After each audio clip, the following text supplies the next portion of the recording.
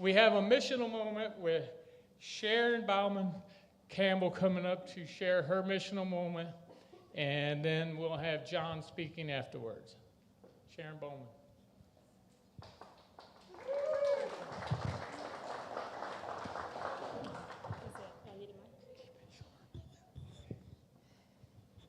Okay, I'll keep it short, Brian.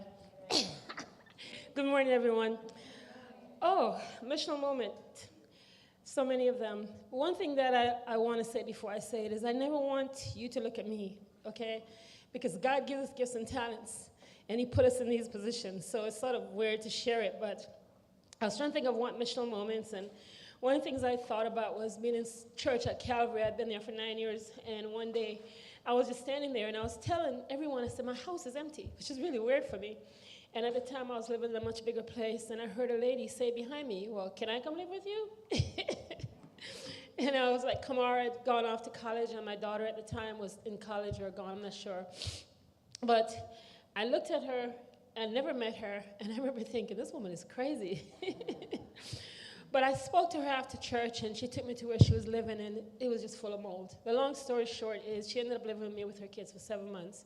She was Jamaican, and she was here as a student at Liberty, couldn't afford to live off anymore, but it was such a blessing, and it was rough. It was rough because of some things she was going through, but today we're great friends. You know, she's a teacher. She came to get her master's. She came back to the States and came all the way to see me, and it just blesses my soul.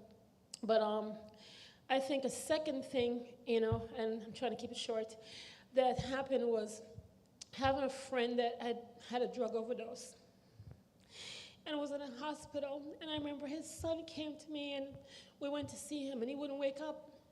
And I prayed for him, and you're sort of like, God, what do I say? You feel so weak in that moment. You know, you don't know if this person's going to live or die, but you pray for them.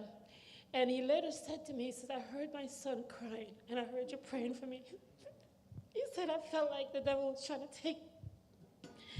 And at that moment is when I felt like I could make it.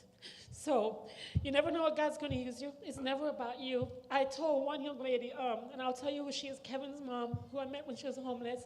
She said, Miss Sharon, if it wasn't for you, I said, no. If God calls you and you don't do it, he's going to get it done anyways. And you're going to be accountable to him. It's never about us. It's always about him using you, and it's a blessing. So let him use you.